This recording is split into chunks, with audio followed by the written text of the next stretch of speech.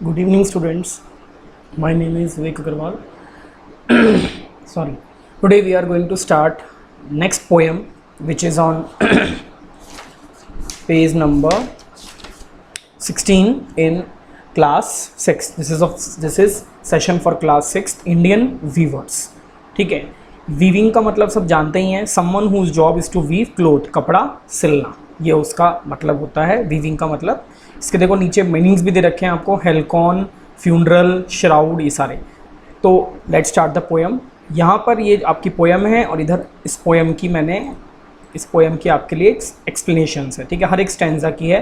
ये स्टैंजा 1 है, फिर स्टैंजा 2 है, फिर स्टैंजा 3 है. ठीक है. अपन सबसे पहले पोएम को रीड कर लेते हैं. Weavers weaving at a break of day, why do you weave a garment so gay? Blue as the wing of a halcyon wild, we weave the robes of a newborn child. Weavers weaving at fall of night, why do you weave a garment so bright? Like the plums of a peacock, purple and green, we weave the marriage veils of a queen. Weavers weaving Solomon and still, what do you weave in the moonlight chill? White as a feather and white as a cloud, we weave a dead man's funeral shroud. ठीक है. अब अपन first वाला stanza लेते हैं कि weavers weaving a break of a day, why do you weave a garment so gay? Blue as the wing of a halcyon wild, we weave the robes of a newborn child. ठीक है. तो इसमें देखो इधर meanings हैं. Weaver का someone whose job is to weave a cloth, halcyon a kingfisher, a bird that is bright blue on its wings, funeral a religious ceremony for a dead person, और shroud मतलब होता है कफन, a cloth that is wrapped around dead person. जब कोई इंसान मर जाता है तो उसके लिए उसको हम ये उड़ाते हैं. ठीक है.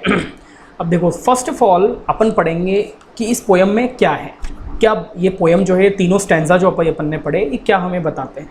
The poet describes the different stages of human life. इंसान की जो स्टेजेस हैं ह्यूमन लाइफ की, वो बताता है. जैसे कि बर्थ है, जन्म, मैरिज और डेथ, मृत्यु. ठीक है. जन्म, शादी और मृत्यु. In another way it tells about the life cycle. दूसरी तरीके से अपन बात करें तो it tells about the life cycle of a human being. कैसे इंसान का जो लाइफ साइकिल है, जो लाइफ है उसकी, वो चलती है.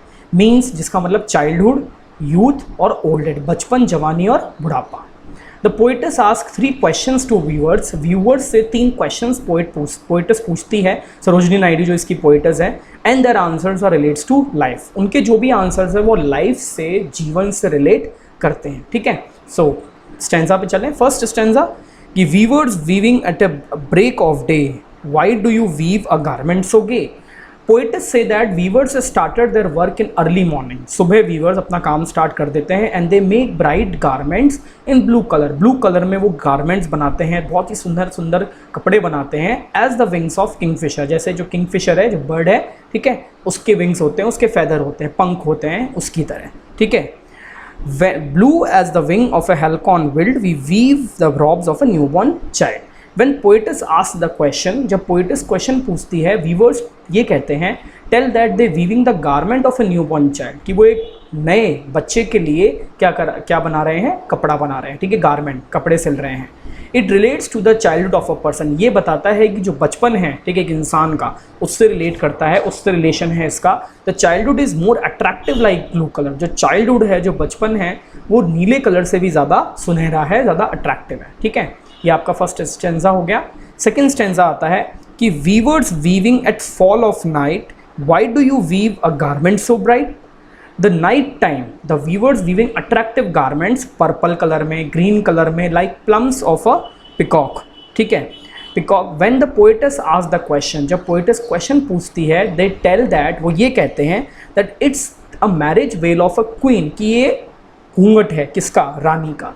दिस सजेस्ट द, ये क्या बताता है, the youth of a human being, जवानी, शादी वाला सीन आ गया ना इसमें. तो इसमें क्या आ रहा है? यूथ. यूथ मतलब जवानी का time of a human being, जब इंसान की शादी हो जाती है. Youth is the golden time. Youth एक ऐसा टाइम है, जवानी जो है वो ऐसा टाइम है, हमारे गोल्डन समय है हमारा, जिसमें our life becomes energetic, enjoyable and attractive. So that's why here use the expression like the plumes of a peacock, purple and green, we weave the marriage veils of a queen. ठीक है. So that's why here use the expression. इसलिए यहाँ पर expression है the plumes of a peacock, purple and green. Stanza 3 बताता है, in the moonlight Weavers weaving Solomon and still, why do you weave in the moonlight chill?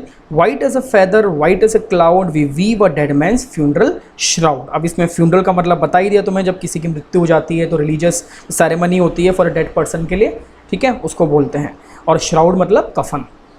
In the moonlight night, moonlight में night के समय the weavers attitude change, weaver का attitude change हो जाता है. They become serious and काम, वो serious हो जाते हैं और शांत हो जाते हैं, काम हो जाते हैं. The garment is white colour like feather, garment जो है वो वाइट कलर का है, जैसे जो पंख होते हैं सफ़ेद कलर के, और क्लाउड्स होते हैं, बादल होते हैं. They are weaving the clothes of a dead man's, वो डेड मैंस जो मरे हुए आदमी हैं उसके फ्यूनरल के लिए श्राउड बना रहे हैं, कफन तैयार कर रहे हैं. जब उसकी मृत्यु हो जाती है ना तो अपन उसके ऊपर कफन उड़ाते हैं, ठीक है, मृत शरीर के ऊपर, वो तैयार कर रहे हैं. इट क्लियरली इंडिकेट्स, ये इंडिकेट करता है the old age of a person, एक इंसान की के बुढ़ापे को, ठीक है, कि वो बूढ़ा हो चुका है, वो मर चुका है. The white colour feather and cloud are carrying to the statement, ये एक स्टेटमेंट की तरफ बात कर रहा है that the end of life, की ज़िंदगी ख़त्म हो चुकी है. Feather head come out, wings जो हैं, जो पंख हैं, वो सब बाहर आ चुके हैं from the wing now. It has no use, कोई यूज़ नहीं है उनका. एंड क्लाउड इज़ मूविंग, और जो बादल हैं वो धीरे धीरे जा रहे हैं, छट रहे हैं, ख़त्म हो रहे हैं. आफ्टर फ्यू मिनट्स, कुछ देर बाद, we can't see the cloud, हम कुछ देर बाद देखेंगे कि क्लाउड अपनी जगह पर नहीं. ऐसे इंसान है, कुछ देर के बाद उस इंसान को क्या कर दिया जाएगा, मार दिया, वो जला दिया जाएगा, क्योंकि वो मर चुका है ना. मरने के बाद क्या करते हैं, जलाते हैं, तो उस इंसान को जला दिया जाएगा, ठीक है. होगी, दिस इज़ योर पोयम, ये आपकी पोयम थी. I hope you understand. Next we will do question and answers of the poem. Now see, first question क्या कह रहा है, what were the weavers weaving at the break of a day. Break of a day, दिन में जो morning है का समय है, उसमें वीवर्स जो है वो क्या बना रहे हैं. तो इसका आंसर देखिए, they were weaving a new garment for a new born child, एक पैदा हुए बच्चे के लिए वो क्या बना रहे हैं, कपड़ा बना रहे हैं, ठीक है, न्यू गारमेंट सिल रहे हैं. Next question, move on to next question. What were the colours in the marriage veils, जो मैरिज वेल, ठीक है, जो पर्दा है शादी के टाइम पर जो घूंघट होता है ऑफ अ क्वीन का, that the weavers were weaving, colours क्या क्या हैं. तो देखो, पिकॉक कलर है, पर्पल कलर है और ग्रीन कलर है, ये 3 कलर्स हैं. नेक्स्ट है, do you think the time of the 3 things being women was appropriate, क्या सिलने का जो समय है जो तीनों चीज़ों का, क्या वो सही है, एप्रोप्रिएट है. Yes, we think that the time of the 3 things being women was appropriate because the weavers are happy, weavers जो हैं वो बहुत खुश हैं, ठीक है. एट हैप्पी एट डॉन, सुबह देयर मूड इज़ एनर्जेटिक, सुबह सुबह उनका मूड बहुत एनर्जेटिक है, एंथुसियास्टिक है, एंथुसियास्टिक उत्साह से भरा हुआ है आफ्टरनून में.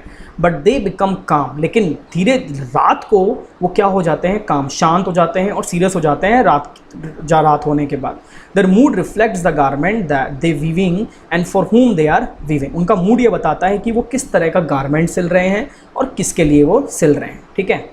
Would the poem have the same impact if the order of the stanza, अगर जो हमने स्टैंजास पढ़े हैं अगर इनका ऑर्डर चेंज हो जाए, ठीक है, कोई ऑर्डर ऊपर आ जाए, कोई नीचे आ जाए, तो क्या सेम इम्पैक्ट पड़ेगा, ठीक है, राइट, लोगों के ऊपर. वाई, क्यों पड़ेगा. Yes, I think poem have the same impact if the order of the stanza और change because why, by what they are weaving, जो कुछ भी वो बना रहे हैं, order of the stanza change.